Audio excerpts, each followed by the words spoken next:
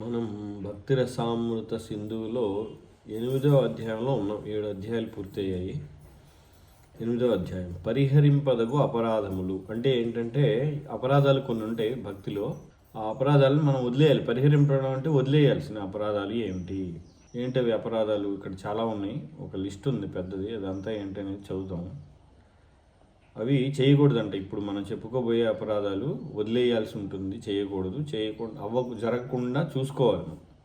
మనకి అంటే మనకి తెలియకుండా చేసే పర్లేదు, కానీ తెలిసి మాత్రం ఇవి ఏవి చేయకూడదు.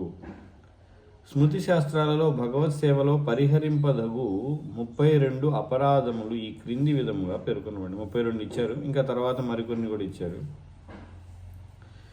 1.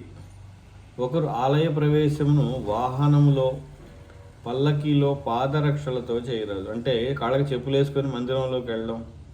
పల్లకీలో మనల్ని ఎవరైనా మోసుకుంటూ వెళ్తే మందిరం బయటే దిగిపోవాలి. పల్లకీలో మందిరం లోపల వరకు వెళ్ళకూడదు. ఆలయ ప్రవేశం వాహనంలో లేదా బళ్ళు 2 వీలర్ వెళ్తే మందిరం లోపల వరకు కూడా వాహనం వేసుకొని వెళ్ళకూడదు. అది ఇక్కడ చెప్పేది. 2. జన్మాష్టమి, రథయాత్ర వంటి ఉత్సవాలను తప్పక దేవాది దేవుని ప్రీతి కొరకు జరిపించవలను. కాబట్టి ఇది భగవంతుని ఆనందం కోసం వీటిని చేయాలి. అంతేగాని నేను ఇంత బాగా చేయగలను, ఎక్కువ ఖర్చు పెట్టగలను, లేదా మేము ఇంత బాగా చేస్తాం మా మందిరంలో జన్మాష్టమి, మీరెంత బాగా చేస్తారని అడగడం. అలాగా ఈ జన్మాష్టమి, రథయాత్ర లేదా ఇంకేదైనా భగవంతుడి ఉత్సవాలు ఏవి కూడా భగవంతుడి ఆనందం కోసం తప్ప మన యొక్క గప్పాలు కొట్టుకోవడానికి లేదా నేను గొప్పనని చెప్పుకోవడానికి చేయకూడదు. అలా చేస్తే అది అపరాధం కాదు, కానీ పాపమే. అంటే దానివల్ల మనకి అంటే నిజమైన శుద్ధ భక్తి అయితే లభించదు, అహంకారం పెరుగుతుంది. 3. ఒకరు శ్రీ విగ్రహముల ఎదుట సాష్టాంగ ప్రణామము సమర్పించడం మరవరాదు. కాబట్టి భగవంతుడి యొక్క విగ్రహాల ముందరకు వెళ్ళినప్పుడు ఖచ్చితంగా ప్రణామం చేయడం అనేది మనం మర్చిపోకుండా ఉండాలంటే ఖచ్చితంగా ప్రణామం చేయాలి. సాష్టాంగ ప్రణామం అయితే పురుషులకి, స్త్రీలకైతే పంచాంగ ప్రణామం అంటే 5 అంగాలతోటి ప్రణామం స్త్రీలు చేయాలి. సాష్టాంగ ప్రణామం స్త్రీలు చెయ్యకూడదు. 4. భోజనానంతరం చేతులను కాళ్ళను శుభ్రపరచుకోకుండా భగవంతుని పూజించక ఆలయంలోకి ప్రవేశించరాదు. ఇక్కడ భగవంతుడి మందిరంలోకి వెళ్ళాలంటే కడుక్కోవాలి, అంతేగాని భోజనం చేసిన వెంటనే ప్రతిసారి కడుక్కోవాలని కాదు. మందిరం లోపలికి వెళ్ళాలంటే ఖచ్చితంగా కాళ్ళు చేతులు కడుక్కొని వెళ్ళాలి. సాధారణంగా అందరం ఏం చేస్తామంటే మందిరంలో ప్రవేశించే ముందు ప్రతిసారి కడగడం అనేది మంచిది. 5. అశౌచ సమయంలో ఆలయంకు వెళ్ళరాదు. అశౌచ అంటే మైల్ అంటారు కదా. మైల్ అంటే శాస్త్రానుసారము కుటుంబంలో ఎవరైనా వ్యక్తి మరణించినచో వారి వర్ణములను అనుసరించి కొన్ని రోజులు వారికి అశౌచము కలుగును. అంటే బ్రాహ్మణులకు, క్షత్రియులు, వైశ్యులకు వర్ణాన్ని బట్టి అశౌచం అనేది కాలం మారుతూ ఉంటుంది. బ్రాహ్మణులు అయినచో 12 రోజులు, క్షత్రియులకు వైశ్యులకు 15 రోజులు, శూద్రులకు 30 రోజులు. కాబట్టి మనందరికీ ఎన్ని రోజులు? 30 రోజులు. ఎందుకంటే మనందరం శూద్రులం కాబట్టి ఈ అశౌచ సమయంలో ఆలయం లోపలికి వెళ్ళకూడదు. ముఖ్యంగా ఆలయం అంటే ఏంటి ఇక్కడ మనం చెప్పేదంటే విగ్రహాలు ఉన్న ప్రదేశాన్ని ఆలయం అంటున్నాం. అంతేగాని భక్తుల సాంగత్యం, కేవలం ప్రవచనం, ప్రసాదం జరుగుతుంటే అది ఆలయం కాదు, ఆలయం లెక్కలోకి రాదు. అది సత్సంగం అంటాం దాన్ని, సత్సంగం, సాధు సంఘం. 6. ఒంటి చేతితో ప్రణామం చేయరాదు. అంటే ముస్లింలు అయితే ఒంటి చేతితో ఇలాగా ఖుదా ఫీసు ఏదో అంటారు కదా, ఖుదా ఏదేదో సలాం లేకుం ఏదో, అలాగా మనం కూడా ఎవరన్నా ప్రభుజీ కనపడగానే ఇలా అనడం, ఇవన్నీ చేయకూడదు. ఒంటి చేతితో ప్రణామమే కాదు, ఒంటి చేతితో ఆరతి కూడా. కొంతమంది ఆరతి ఒక చేతితో తీసుకుంటారు, రెండో చెయ్యి తీసుకోగలిగితే 2 చేతులు బాగుంటే తీసుకోవచ్చు. అలా కాకుండా ఒక చెయ్యి బాగలేకపోతే అది వేరే విషయం. కానీ 2 చేతులు బాగున్నా కూడా ఒక చేతితో తీసుకోవడం అనేది మంచిది కాదు, అది కూడా అపరాధం కిందకే వస్తుంది. ఇంకొకటి కూడా ఇక్కడ విషయం, ఆరతి తీసుకునేటప్పుడు చాలామందికి ఏంటంటే అపోహ 3 సార్లు తీసుకోవాలని. ఇట్లా 1, 2, 3 ఏం అవసరం లేదు. ఒకసారి ఆరతి తీసుకుంటే సరిపోద్ది, 3 సార్లు అవసరం ఏమి ఉండదు. కాబట్టి ఒంటి చేత్తో ప్రణామం అనేది చేయకూడదు. దండం పెట్టడం కానీ ఒంటి చేత్తో ఇది, ఇంకా భగవంతుడికి ఆరతి తీసుకోవడం కానీ చేయకూడదు. 7. ఒకరు శ్రీకృష్ణునికి ఎదురుగా ప్రదక్షిణ చేయరాదు. అంటే ఎదురుగా నడవకూడదు, కృష్ణుడికి ఎదురుగా నడవడం అనేది చేయకూడదు. అందుకే ఏం చేస్తారు, పద్ధతి ఏంటంటే భగవాన్ని కుడి చేతి వైపున ఆరంభించి, అంటే కృష్ణుడు మన ఎదురుగా ఉన్నాడు అనుకోండి, కృష్ణుడి కుడి చేతి వైపుగా మనం వెళ్ళాలి, తిరగడం మొదలుపెట్టి ఇటువైపుగా అలా చుట్టూ నిత్యము ప్రదక్షిణ అలా చుట్టూ కుడి చేతి వైపు ఆరంభించి దేవాలయానికి ప్రదక్షిణ చేయాలి, గుడి చుట్టూ తిరగాలి. అటు ప్రదక్షిణలు ఆలయం చుట్టూ నిత్యము కనీసం 3 పర్యాయములైనను చేయవచ్చు. కాబట్టి మనం గుడి దగ్గరలో ఉంటే అలా 3 సార్లు ప్రదక్షిణ చేయవచ్చు. 8 శ్రీ విగ్రహంలో ఎదుట కాళ్ళు బార్లా సాచరాదు. ముఖ్యంగా కృష్ణుడికి ఎదురుగా కాళ్ళు పెట్టి కూర్చోవడం ఇలాంటివన్నీ, లేదా కృష్ణుడికి పక్కగా అయినా కాళ్ళు బార్లా చాపి కూర్చోవడం అనేది చేయకూడదు. 9 ఒకరు శ్రీ విగ్రహంలో ఎదుట చేతులను చీలమండలపై కానీ మోకాళ్ళపై కానీ పెట్టి కూర్చోండి. చీలమండలం అంటే మనకి పాదానికి పైన ఉంటుంది కదా, కొంచెం గిట్టల్లాగా కుడివైపుకి మనం 2 చేతులు పెడితే అది తగిలిద్ది, అది చీలమండలం అంటారు దాన్ని. అక్కడ పట్టుకోవడం కానీ, లేదా మోకాళ్ళపై కానీ మోకాళ్ళ మీద కాళ్ళు పెట్టి కానీ కూర్చోకూడదంట. 10 శ్రీకృష్ణ భగవానుని విగ్రహంలో ఎదుట నిద్రించరాదు. అంటే భగవంతుడి మందిరం తెరిచి ఉండగా మనం నిద్రపోకూడదంట అక్కడ, లేదా విగ్రహాలు ఎదురుగా, ముఖ్యంగా విగ్రహాలు ఎదుట. 11 శ్రీ విగ్రహంలో ఎదుట ప్రసాదం భుజించరాదు. కృష్ణుడి భగవంతుడి విగ్రహాలు ఎదుటిగానే కూర్చోవడం లేదా నిలబడి ప్రసాదం అక్కడే తినేయడం అనేది చేయకూడదు. 12 శ్రీ విగ్రహంలో ఎదుట ఎన్నడూ అసత్యం పలుకురాదు. అంటే అబద్ధాలు ఆడకూడదు భగవంతుడి విగ్రహాల ముందర. 13 శ్రీ విగ్రహంలో ఎదుట బిగ్గరగా గట్టిగా అరవడం, మాట్లాడుకోవడం లేదా పెద్దగా చెప్పుకోవడం విగ్రహాలు ఎదురు చేయకూడదు. అలాంటివి ఏమంటే దూరంగా వెళ్ళి చేసుకోవాలి. 14 శ్రీ విగ్రహంలో ఎదుట, అంటే ఎందుకు అలాగా భగవంతుడి ఎదుట అరవడం ఎందుకని? భగవంతుడు అక్కడ ఉన్నప్పుడు ఆయన ఎదుట పెద్దగా ఎలా అరుస్తాం? కాబట్టి భగవంతుడి ముందర మనం ఆయనకు ప్రశాంతత, ఆయనకు ఆనందం కలిగే విధంగా మనం ప్రవర్తన ఉండాలి, అది ఇక్కడ ముఖ్యం. శ్రీ విగ్రహంలో ఎదుట ఒకరితోనొకరు కబుర్లు చెప్పుకున్న రాదు. కాబట్టి శ్రీ విగ్రహాల ఎదుట అంటే భగవంతుడి ఎదురుగా కూర్చొని మనకి నచ్చింది ఏదో మాట్లాడుకోవడం చేయకూడదు. ఎందుకని? శ్రీ విగ్రహాల ఎదుట భగవంతుడి గురించి చర్చించవచ్చు, భగవంతుడి గురించి ఎంతైనా చర్చించుకోవచ్చు, లేదా ఆయన కీర్తించవచ్చు, ఆయన భజనలు, ఆయన పాటలు ఇలాంటివి ఏదైనా, లేదా భగవంతుడి ఎదుట శుద్ధ భక్తులను కీర్తించవచ్చు, అవన్నీ చేయొచ్చు. 15 శ్రీ విగ్రహం ఎదుట రోధించుట కానీ బిగ్గరగా కేకలు వేయటం కానీ చేయరాదు. అంటే ఎవరికైనా వాళ్ళ పిల్లలకు కానీ భర్తకు కానీ ఎవరికైనా వాళ్ళకి ఏదైనా అయితే వెంటనే పెద్దగా అరుస్తారు, అమ్మో వాయో అని, అది భగవంతుడి ఎదుట చేయకూడదు అంటారు. తర్వాత అక్కడికి వెళ్ళి పెద్దగా ఏడవడం చేయకూడదు అంట భగవంతుడు. ఎందుకని నేను చేయకూడదు? ఎందుకంటే భగవంతుడికి బాధ కలుగుతుంది కదా, మనం బాధపడడం చూసి అదంతా. అందుకని భగవంతుడి ఎదురు ఇలాంటివి ఏమి చేయకూడదు. అంటే మనం భగవంతుడికి కష్టాన్ని, దుఃఖాన్ని లేదా బాధని ఇవ్వకూడదు అనేది ఇక్కడ ఉద్దేశం. అదేంటి, కృష్ణుడు భగవంతుడు కదా, ఆయనకి ఎందుకు ఉంటుంది? ఆయనకేం బాధ ఉండదు కదా, ఆయనకు అన్నీ తెలుసు కదా అని మళ్ళీ మనం అనుకుంటే అందులో భక్తిభావం ఏముంది? ఇంకా కృష్ణుడికి ఆకలే ఉండదు మరి అలా అనుకుంటే. మరి నైవేద్యం ఎందుకు పెట్టాలి? అసలు భగవంతుడికి ఆకలి ఉండదుగా, మరి నైవేద్యం ఎందుకు పెట్టాలి? శ్రీ విగ్రహం ఎదుట గొడవ పడుట లేక పోరాడుటను కానీ చేయరాదు. కాబట్టి కృష్ణుని విగ్రహాలు ఎదురుగా ఉండి మనం గొడవ పడడం, అరుచుకోవడం, పోట్లాడుకోవడం, కొట్టుకోవడం లాంటివి ఏవి చేయకూడదు. శ్రీ విగ్రహంలో ఎదుట ఎవరిని దండించరాదు. కాబట్టి ఎవరినైనా దండించాలంటే, శిక్షించాలంటే విగ్రహాలు ఎదురు కాకుండా పక్కకు తీసుకెళ్ళి వాళ్ళని శిక్ష కానీ ఏదైనా చేయాలి తప్ప విగ్రహాలు ఎదురు చేయకూడదంట. శ్రీ విగ్రహంలో ఎదుట భిక్షుకులపై దయచూపరాదు. అంటే భిక్షుకులు అంటే అడుక్కునే వాళ్ళపై వస్తే విగ్రహాలు ఎదురుగా వచ్చి వాళ్ళ ముందర బట్టలు ఇవ్వడం లేదా అన్నం లేదా డబ్బులు వాళ్ళ విగ్రహాలు ఎదురుగా అవన్నీ చేయకూడదు. అంటే అర్థం ఏంటి? అంటే కృష్ణుడి కంటే మనం ఏం గొప్ప కాదని, కృష్ణుడి కంటే మనం ఏం ఇవ్వలేము అనేది ఇక్కడ ఉద్దేశం. కృష్ణుడే అన్నీ ఇవ్వగలడు, అంతేగాని కృష్ణుడి ఎదురుగా వచ్చి చూసావా నేను ఇస్తున్నాను నువ్వు ఇవ్వట్లేదు అనే అహంకారం లాంటివి మనకు రాకూడదు, లేదా నేను ఇస్తున్నాను అనేది కూడా ఉండకూడదు. ఎందుకంటే అన్నీ జరిగేది కృష్ణుడి ఆధ్వర్యంలో కాబట్టి. 19 శ్రీ విగ్రహంలో ఎదుట ఎవరితోనూ పరుషముగా మాట్లాడాలి. అంటే పరుషంగా ఎవరితోటి అంటే వాళ్ళకి నొచ్చుకునే విధంగా లేదా హాస్యాస్పదంగా ఇంకేదే విధంగా సహజమైన మాటలు తప్ప పరుషంగా వాళ్ళకి ఇబ్బంది కలిగే విధంగా మాట్లాడకూడదు. 20 శ్రీ విగ్రహంలో ఎదుట గొంగళి కప్పుకొని రాదు. గొంగళి కప్పుకొని అక్కడికి వెళ్ళకూడదు. సాధారణంగా పొలాల్లో చాలా మంది గొంగళి కప్పుకుంటారు, కానీ భగవంతుడి ఎదుట కప్పుకోకూడదు. 21 శ్రీ విగ్రహంలో ఎదుట అన్యులను స్తుతించరాదు. అంటే కృష్ణుడు లేదా భగవంతుడి ఎదురు, జగన్నాథుడి ఎదుట మన మోడీ చాలా మంచివాడు, చాలా గొప్పవాడు, లేదా మా ఊరి ఎమ్మెల్యే మాకు ఇన్ని మంచి పనులు చేశాడు, లేదా మా అబ్బాయి చాలా మంచి ఉద్యోగం, చాలా డబ్బులు ఎక్కువ, లేదా మా అత్త మా కోడలు ఇది అది అని ఎవరినో వాళ్ళ గొప్పల గురించి కృష్ణుని ఎదుట చెప్పకూడదు.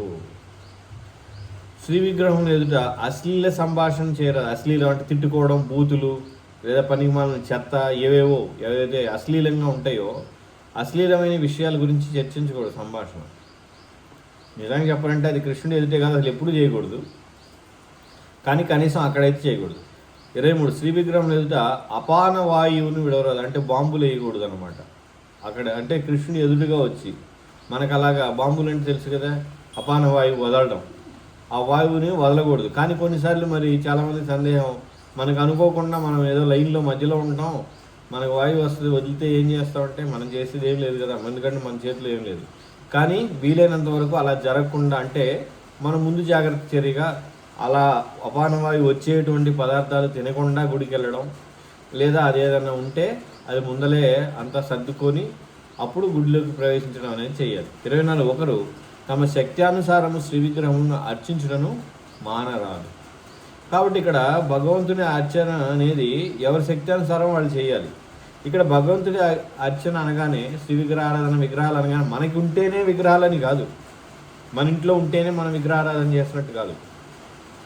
మందిరంలో విగ్రహాలకు మనం కూడా సేవ చేయొచ్చు. ఉదాహరణకి ఒక వ్యక్తి ఆ రోజే భక్తిలోకి వచ్చాడు, మందిరంలోని విగ్రహాలకు ఎలా సేవ చేస్తాడు? మందిరంలోని విగ్రహాల కొరకు కావాల్సిన పూలన్నీ కొని ఇచ్చాడు అనుకోండి, అప్పుడు ఆ విగ్రహాలకు సేవ చేసినట్లే కదా. అతను ఈ రోజే వచ్చినా కూడా విగ్రహాలకు సేవ చేసినట్లే. అలాంటిది మనం రోజు మందిరానికి వెళ్తున్నాం అనుకోండి, విగ్రహాలకు ఎలా సేవ చేస్తాం? విగ్రహాలకు కావాల్సిన పూలని దండం తయారు చేసినా కూడా విగ్రహ సేవ చేసినట్లే. కాబట్టి ప్రతి ఒక్కళ్ళు విగ్రహాలని వాళ్ళ శక్తి అనుసారం చెయ్యాలి. అంటే కేవలం మనకి దండలు పూలు శుభ్రం చేయడం మాత్రమే కాదు, శక్తి ఉంటే, డబ్బులు ఉంటే ఎక్కువ కావాల్సిన మంచి నెయ్యిని అలంకరించడానికి కావాల్సిన, భగవంతుడికి కావాల్సిన బట్టలను అలంకరించడానికి కావాల్సిన నగలు, ఇట్లాంటివన్నీ కూడా బాగా ఎంత శక్తి ఉందో, మనకి ఎంత దగ్గర ఎంత డబ్బు ఉందో అంత దానికి తగ్గట్టుగా అవన్నీ చేయాలి. కానీ భగవద్గీత 9వ అధ్యాయంలో 9:26లో పత్రం, పుష్పం, ఫలం, తోయం వంటి దేనిని నివేదించినో తాను తృప్తి చెందునని భగవంతుడు తెలిపాడు కదా. కాబట్టి నేను కూడా అదే ఇస్తాను, నా దగ్గర కోట్లు ఉన్నా కూడా నేను అది ఇస్తాను, ఎందుకంటే ఆయన తృప్తి చెందుతాడు కాబట్టి నేను ఇవన్నీ ఇవ్వాల్సిన పని లేదంటే, అప్పుడు వాడు ఏం చేయాలంటే వాడు కూడా అదే తినాలి. వాడు భోజన సమయంలో కూడా కొన్ని మంచినీళ్ళు తాగి కొన్ని ఆకులు తిని వెళ్ళిపోతే ఇప్పుడు కృష్ణుడికి అదే ఇవ్వచ్చు. కానీ వాడేం తింటాడు? మంచి పంచపక్ష పర్వణాలు వండుకొని అన్నీ తింటాడు. కానీ కృష్ణుడికి మాత్రం నీళ్లు పూలు ఇస్తే సరిపోద్దా? కాదు, అలా కుదరదు. కృష్ణుడు అందరం చూస్తాడు, ఎవరి శక్తి కొలదో వాళ్ళు ఇస్తేనే కృష్ణుడు సంతృప్తి చెందుతాడు, లేదంటే వీడు ఇంకా పిసినారిగా ఉన్నాడని కృష్ణుడికి అర్థమైపోతుంది. ఇది సార్వజనికము, పరమ దరిద్రులకు కూడా వర్తించిన నియమం. ఎవరికి? పుష్పం, పత్రం అనేది ఎవరైనా చేయొచ్చు. అనగా సిరి సంపదను సరిపోవునంతగా కలిగి చక్కగా భగవాన్ని పూజింపగలిగేవాడు కూడా భగవాన్కు పత్రము తోయమును నివేదించి తృప్తిపరచమని అర్థం కాదు. ఒకరికి మంచి అవకాశములు ఉన్నచో అతడు మంచి అలంకారములను, అందమైన పుష్పములను, రుచికరమైన ఆహార పదార్థములను అర్పించి అన్ని ఉత్సవములను ఘనముగా జరిపించాలి. మన దగ్గర డబ్బులు ఉంటాయి. కానీ నేనైతే చూస్తాను, చాలామంది భక్తులుగా ఉంటారు, కానీ వాళ్ళు చాలామంది ఎక్కువగా బాగా డబ్బులు ఉన్నోళ్ళే పిసినారులు ఎక్కువ ఉంటారు. వాళ్ళు ఖర్చు పెట్టరు. ఒక మాదిరిగా ఉన్నవాళ్ళే చాలా ఎక్కువగా ఇచ్చేస్తూ ఉంటారు అన్నమాట. బాగా ఎక్కువ ఉంటే వాడితో పిసినారితనం బాగా పెరిగిపోద్ది. అమ్మో ఇస్తే ఏమైపోద్దో, నా మనవాళ్ళకి కొడుకులకి తగ్గిపోద్దిగా, నేనేమో కాబట్టి 1000 తీసుకోండి. వాడైతే వాడు 1000 ఏంటి, వాడు పిల్లలు సినిమాకి వెళ్తే 1000 రూపాయలు టికెట్ వాళ్ళకి, కానీ భగవంతునికి మొత్తం జన్మాష్టమికి 1000 రూపాయలు వాడిస్తాడు. వాడు ఎంత పిసినారు ఎదవా, అలా అనమాట.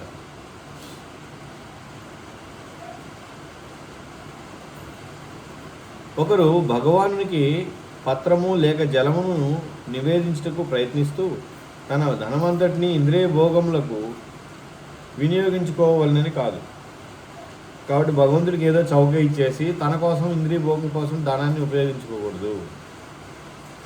25 ఒకరు శ్రీకృష్ణుకు మొదట నివేదించబడని ఏ పదార్థమును భుజించరాదు. అంటే కృష్ణుడికి అర్పించకుండా ఏమి తినకూడదు, అంటే ప్రసాదాన్ని మాత్రమే స్వీకరించాలి. ఇది చాలా ముఖ్యమైన నియమం. భక్తుల పురోగమించడానికి చాలా చాలా ముఖ్యమైన నియమం 25. 26 ఒక ఋతువులో వచ్చు క్రొత్త ఫలమును, క్రొత్త పంటను ముందుగా శ్రీకృష్ణునికి నివేదించడం మరవరాదు. కాబట్టి ఏదైనా ఒక కాలంలో, ఉదాహరణకి మన ఎండాకాలం రాగానే మొదట ఏమొస్తాయి? మామిడి పళ్ళు, అది కృష్ణుడికి అర్పించాలి. లేదా ఎండాకాలంలో మంచి మంచి మల్లెపూలు వస్తాయి, అది కృష్ణుడికి అర్పించాలి. అలాగా. అదే వర్షాకాలంలో కొన్ని రకాల పళ్ళు, పూలు, ఆ విధంగా. 27 వండిన పిమ్మట ముందుగా శ్రీ విగ్రహములకు నివేదించకుండా ఆ పదార్థంని ఎవరికి వడ్డించరాదు. కాబట్టి కృష్ణుడికి అర్పించకుండా ఎవరికి మొదట వడ్డించకూడదు. అంతే. కొంతమంది వడ్డించేసిన తర్వాత మళ్ళీ కృష్ణుడికి అర్పించడం అనేది ఉండదు. ఎందుకంటే భోక్త ఎవరు? కృష్ణుడు. కాబట్టి మొదట ఆయనకే అర్పించాలి. 28 ఒకరు శ్రీ విగ్రహముల వైపునకు వీపు పెట్టి కూర్చోరాదు. అంటే కృష్ణుడి వైపు వీపు ఉండి మనం ఆయనకి వీపు చూపించకూడదు అన్నమాట భగవంతుడికి. అంటే ఆయన నిర్లక్ష్యం చేయకూడదు. ఆయన ఉంటే ఉన్నాడులే అనుకుంటాడులే అని అనుకోకూడదు అనమాట. 29 ఆధ్యాత్మిక ఆచరణకు మౌనముగా ప్రణామమును సమర్పించరాదు. అనగా బిగ్గరగా స్తుతిస్తూ ప్రణామమును సమర్పించరు. అంటే ఆయన ప్రణామ మంత్రాన్ని చెప్తూ మనం ఆయనకి ప్రణామం చేయాలి. అంటే గురువుకి లేదా ఆచార్యులకి, వీళ్ళందరికీ. 30 ఒకరు ఆధ్యాత్మిక ఆచార్యుని స్తుతించటను మరవరాదు. ఆధ్యాత్మిక గురువుని స్తుతించడం, కీర్తించడాన్ని మర్చిపోకూడదు. 31 ఒకరు ఆధ్యాత్మిక ఆచార్యుని ఎదుట ఆత్మస్తుతి చేసుకున్నారు. అంటే గురువు దగ్గరికి వెళ్ళి, ఆ గురువుగారు నేను ఇంతమందికి ప్రచారం చేశాను, ఇన్ని పుస్తకాలు అమ్మాను, నేను ఎంతోమంది భక్తులను తయారు చేస్తున్నాను, నేను ఇన్నో పుస్తకాలు రాశాను, నేను ఇన్ని చేశాను, నేను అన్ని చేశాను, నా వలన వీళ్ళందరూ భక్తులయ్యారు, లేదా నేను ఇంత ధనిక కుటుంబం నుంచి వచ్చాను, లేదా నేను ఇంత తెలివైన వాడిని, ఇలాంటివి ఏవి కూడా చెప్పుకోకూడదు. ఇదంతా సొంత డబ్బా అంటారు దీన్ని. ఆ డబ్బా అనేది కృష్ణుడి ముందర కానీ ఆధ్యాత్మిక గురువు ముందర కానీ కొట్టకూడదు ఎవరు కూడా. కేవలం వాళ్ళ ముందలే కాదు, అసలు డబ్బా ఎప్పుడూ కొట్టకూడదు. డబ్బా కొట్టడం వలన మనకి అహంకారం పెరుగుతుంది. కాబట్టి డబ్బా ఎప్పుడు ఇసిరేయాలి, దూరంగా ఇసిరేయాల్సి ఉంటుంది. డబ్బాని పక్కన ఎప్పుడు మనతో ఉంచుకోకూడదు. కానీ కొంతమంది అవకాశం దొరికితే కొడతా ఉంటారు అన్నమాట. అది. 32 ఒకరు శ్రీ విగ్రహములు ఎదుట దేవతలను నిందింపరాదు. కాబట్టి కృష్ణుడు ఎదుటికి వచ్చి ఆ శివుడు అలాగా, ఆ శివుడు వేస్ట్, లేదా ఇంకో దేవత వినాయకుడు ఎందుకు, వాళ్ళు ఎందుకు పూజించాలి, వాళ్ళు చాలా చీపు, వాళ్ళు అది ఇది అని వాళ్ళని చులకనగాను తక్కువ చేసి మాట్లాడడం అనేది భగవంతుడి ఎదుట చెయ్యకూడదు, నిందించకూడదు. వాళ్ళని అలా అని దేవతల్ని కీర్తించమని కూడా కాదు, కానీ నింద అనేది చేయకూడదు. కేవలం దేవతలనే కాదు, శుద్ధ భక్తులను కూడా నిందించకూడదు.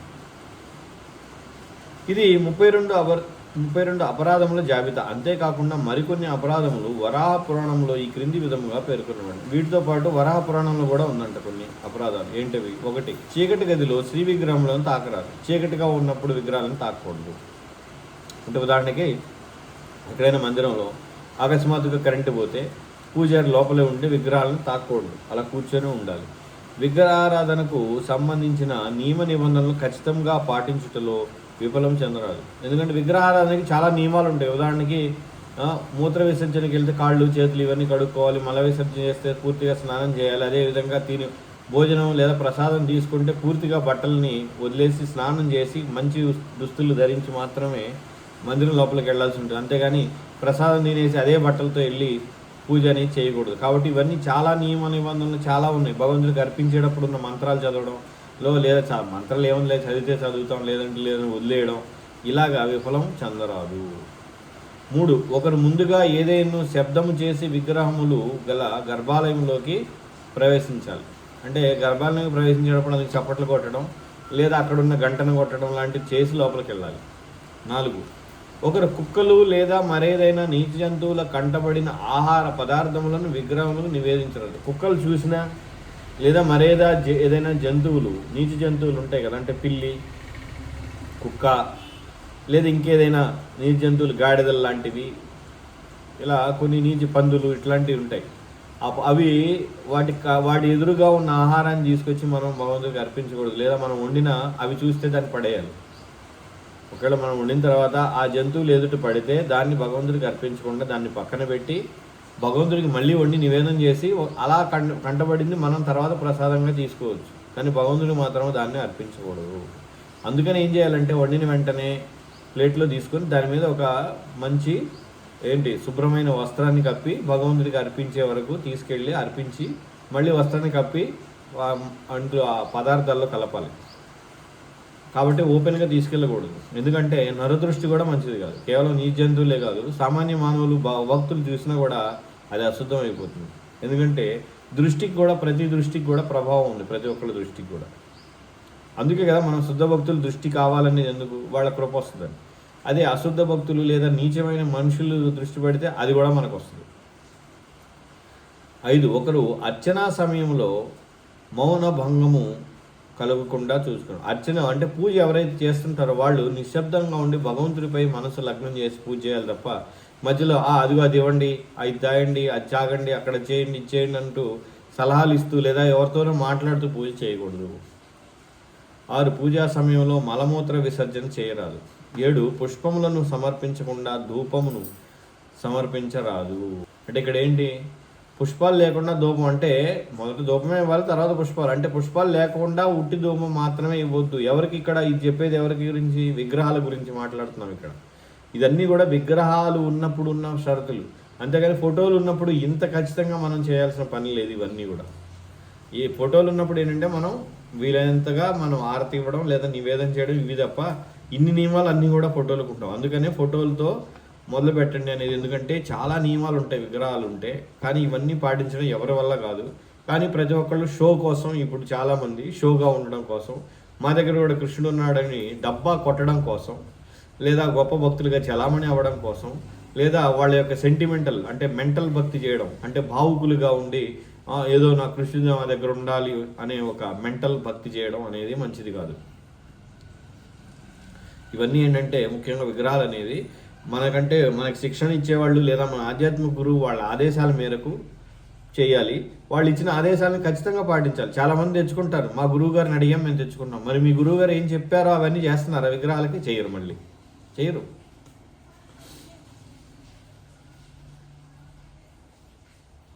8 సువాసన లేని పుష్పములను అర్పించరాదు. ఉదాహరణకి ముఖ్యంగా మందార, సువాసన లేని చెత్త పూలు, రోడ్ల మీద పనికిరాని పసుపు, ఎర్ర ఏయో కాగితాల పూలు అన్నీ, పిచ్చి పూలన్నీ కొంతమంది తెచ్చి పెడుతూ ఉంటారు. వాళ్ళనే మనం అడిగితే వాళ్ళ ఇంట్లో ఉన్న వాళ్ళ స్త్రీలు అయితే వాళ్ళు కానీ వాళ్ళ ఇంట్లో ఉన్న ఆడవాళ్ళు కానీ ఆ పూలను పెట్టుకుంటారు, తల్లో పెట్టుకోరు. మరి పెట్టుకొని భగవంతుడికి ఎందుకు ఇస్తున్నావు? నీకు మాత్రం సువాసన ఉండే పూలు కావాలి, భగవంతుడికి మాత్రం ఏదో రంగు పూలు పిచ్చి పూలు తీసుకొచ్చి ఇస్తావా? అసలు అవి చేయకూడదు. అంతేకాదు, అని చెప్పాలంటే సువాసన లేని ఏ పూలని భగవంతుడికి అర్పించకూడదు. 9 ప్రతిదినము శుభ్రంగా దంతధావనం చేసుకోవాలి. అంటే అందరూ ప్రతిరోజు పళ్ళు ఖచ్చితంగా తోముకోవాలి. 10 సంభోగానంతరము నేరుగా ఆలయంలోకి ప్రవేశించాలి. అంటే స్త్రీ పురుషులు సంభోగం చేసి మందిరంలోకి ప్రవేశించకూడదు. మరి ఏం చేయాలి? ఖచ్చితంగా స్నానం అనేది ఉండాలి. సంభోగం లేదా నిద్ర లేదా అశుచి లేదా మైల, ఈ సందర్భాల్లో ప్రతిసారి మనం స్నానం చేయడం, మంచి వస్త్రాలు కట్టుకోవడం అనేది జరగాలి. 13 ఋతుకాలంలోని స్త్రీని అంటరాదు. కాబట్టి అందుకనే స్త్రీలు ఋతుకాలంలో ఉన్నప్పుడు ఆ 4 రోజులు 5 రోజులు మందిరానికి కానీ లేదా ఈ శుభకార్యాలు కానీ లేదా ఇంకేదైనా కార్యాలు భక్తులు ఉన్నప్పుడు కానీ ఆ భక్తులు ఉన్న వాతావరణంలో కానీ రాకూడదు. కానీ కొంతమంది ఇప్పుడు ఫ్యాషన్గా ఇవన్నీ ఎవరు పట్టించుకుంటారులే, మాకు అవన్నీ ఏమి లేవని అందరిని కలేసుకుంటూ తిరుగుతూ అందరినీ అశుద్ధం చేస్తూ వాళ్ళు పాపాన్ని మూటగట్టుకుంటూ అపరాధం చేస్తూ ఉంటారు. కాబట్టి అటువంటి స్థితిని అంటరాదు అంటే వాళ్ళు రాకూడదని ఇక్కడ అర్థం. అంతేగాని వాడిని అంటరాదంటే ఇక్కడ దీన్ని విపరీత అర్థం తీయకూడదు. వాళ్ళు రావచ్చు కానీ మన వాళ్ళు అంటుకోకూడదు అనే కాదు. 12 శవమును తాకిన పిమ్మట ఆలయ ప్రవేశం చేయరాదు. శవాన్ని చూసినా తాకినా అప్పుడు దాని తర్వాత ఆలయంలోకి వెళ్ళకూడదు. 13 ఎరుపు నీలిరంగు దుస్తులతో కానీ మురికి దుస్తులతో కానీ ఆలయమును ప్రవేశించరాదు. ఎరుపు నీలిరంగు ఇవన్నీ ఎందుకు ఇక్కడ అంటే అవి భగవంతుడు ధరించే దుస్తులు, నీలిరంగు ఇట్లాంటివి కాబట్టి ఆ దుస్తులు మనం ధరించకూడదు. ఎరుపు నీలిరంగు ముఖ్యం. అంటే ఏంటి ఇక్కడ ఇంకా చెప్పాలంటే పూర్తి ఎర్రగా పూర్తి నీలంగా ఉన్నాయి మొత్తం అంతా, అట్లాంటి దుస్తులతో ధరించకూడదని దానికి చాలా కారణాలు ఉంటాయి. ఇంకా మురికి దుస్తులు, మురికి పట్టిన వాటితో కూడా గుళ్ళోకి వెళ్ళకూడదు. 14 శవము చూచి వచ్చిన వెంటనే ఆలయంలోకి వెళ్ళకూడదు. 15 ఒకరు ఆలయంలో అపాన వాయువుని, ఇది మనకు ముందర కూడా వచ్చింది, బాంబులు వేయకూడదు అనమాట. 16 ఒకరు ఆలయ ఆవరణంలో కోపము తెచ్చుకోకూడదు, కోపంతో అక్కడ ఉండకూడదు, కోపం రాకూడదు అంటే. 17 శ్మశానంకి వెళ్ళిన పిమ్మట ఆలయం ప్రవేశించరాదు. అంటే శ్మశానానికి వెళ్ళి ఒకవేళ వస్తే స్నానం చేసి అప్పుడు వెళ్ళాలి. ఒకరు శ్రీ విగ్రహంలో ఎదుట, ఇంకా చెప్పాలంటే వెంటనే కూడా మనం వెళ్ళాం కదా, ఎవరైనా మన వాళ్ళే పోతే మైలు ఉంటుంది కాబట్టి వెళ్ళాం. శ్రీ విగ్రహం ఎదుట త్రేయించరాదు, త్రేన్పులు బ్యావు అని తేపడం. అందుకే తిన్న వెంటనే వెళ్ళకూడదు లోపలికి. అనగా భుజించిన ఆహారం పూర్తిగా జీర్ణమయ్యేంత వరకు ఆలయంలో ప్రవేశించకూడదు. అందుకే ఏంటంటే మధ్యలో త్రేన్పులు వచ్చే అవకాశం ఉంది కాబట్టి తిన్న తర్వాత 1-2 గంటలు ఉన్న తర్వాత వెళ్తే అప్పుడు రావు మనకి. 19 ఒకరు గంజాయిని పీల్చరాదు. గంజాయి పీల్చకూడదు. 20 నల్లమందు వంటి మాదక ద్రవ్యములను సేవించకూడదు, మత్తు పదార్థాలు తీసుకోకూడదు. 21 ఒంటి నిండా నూనె రాసుకొని గర్భగుడిలోకి వెళ్ళుట కానీ శ్రీ విగ్రహం తాగుట కానీ చేయకూడదు. అంటే ఒంటి నిండా నూనె పోసుకొని ఒంటికి నూనె పట్టించి వెళ్ళకూడదంట. 22 దేవాదేవుని పరమాధిపత్యమును బోధించు వైదిక శాస్త్రముల పట్ల అగౌరవమును ప్రదర్శించకూడదు. వేదాలు, ఉపనిషత్తులు వీటిని అగౌరవంగా చూడకూడదు. 23 ఒకరు విరుద్ధమైన శాస్త్రములను ప్రవేశపెట్టకూడదు. అంటే కొత్త శాస్త్రాలను తయారు చేయడం, కొత్త వాటిని రాయడం, వాటిని ప్రవేశపెట్టడం. ఒక ఎదవ ఉన్నాడు, త్రైత సిద్ధాంతం అని ఒక ఎదవ ప్రవేశపెడుతున్నాడు అనమాట. త్రైత సిద్ధాంతం అని వాడు బొంద సిద్ధాంతం, వాడి సొంతది, వాడి పైత్యం అనమాట. పైత్య సిద్ధాంతం అంటారు దాన్ని. త్రైత సిద్ధాంతం కాదు, అది పైత్య సిద్ధాంతం. వాడికి ఉన్న పిచ్చిని ఒక పుస్తకంలో రాసి దాన్ని పైత్య సిద్ధాంతం అని పేరు పెట్టాడు, త్రైత సిద్ధాంతం. 24 విగ్రహముల ఎదుట తాంబూల చర్వణం, అంటే తాంబూలం నవలడం, ఇవన్నీ విగ్రహాలు ఎదుట చేయకూడదు. ఒకరు అపరిశుభ్రమైన పాత్రలో ఉంచిన పుష్పములను స్వామికి సమర్పించకూడదు. అంటే అపరిశుద్ధమైన ప్రదేశంలో ఉంచిన పుష్పాలని స్వామికి అర్పించకూడదు. 26 కటిక నేలపై కూర్చుండి భగవంతుని అర్చించరాదు. కాబట్టి అందుకే భగవంతుని అర్చించేటప్పుడు మనం ఖచ్చితంగా ఒక ఆసనం వేసుకొని దానిపైన నిలబడి భగవంతుని అర్చిస్తాం. పూర్తిగా నేలపై ఉండి చేయకూడదు. అనగా ఒక పీట పైనను తివాచీ పైనను కూర్చుండాలి. భగవంతుడి ముందర కూర్చొని అభిషేకం చేసేటప్పుడు ఇట్లా పీట లేదా తివాచీ ఇలా ఉండాలి. 27 స్నానమును ముగించకుండా శ్రీ విగ్రహాలను తాకకూడదు, పూర్తిగా స్నానం చేయాలి. 28 ఒకరు నుదుటిని త్రిపుండ్రముతో అలంకరించుకోరాదు. అంటే త్రిపుండ్రం అంటే అడ్డబొట్టు పెట్టకూడదు, ఇట్లా ఈ విధంగా. 29 కాళ్ళు చేతులు శుభ్రపరచుకోకుండా ఆలయ ప్రవేశము చేయరాదు. కాళ్ళు చేతులు ఖచ్చితంగా శుభ్రపరచుకోవాలి. అందుకే అన్ని మందిరాల్లో మొదట వెళ్ళగానే ట్యాపో లేదా అక్కడ నీటి వసతి ఏర్పాటు చేస్తారు, లేదంటే కొలను ఏదో ఉంటుంది. ఇంకా మనకి ఇక్కడ చాలా నియమాలు ఇంకా ఇచ్చారు, అవి మనం తర్వాత చదువుకున్నాం. తర్వాత రేపు చదువుదాం మిగతావి. ఇప్పటివరకు జరిగిన దాంట్లో ఏమైనా ప్రశ్నలు ఉంటే అడగండి. సరే, అయితే మరి ముగిద్దాం. శ్రీల రూప గోస్వామికి జై, శ్రీ చైతన్య మహాప్రభుకి జై, శ్రీల ప్రభుపాదకి జై, భక్తి రసామృత సింధుకి జై.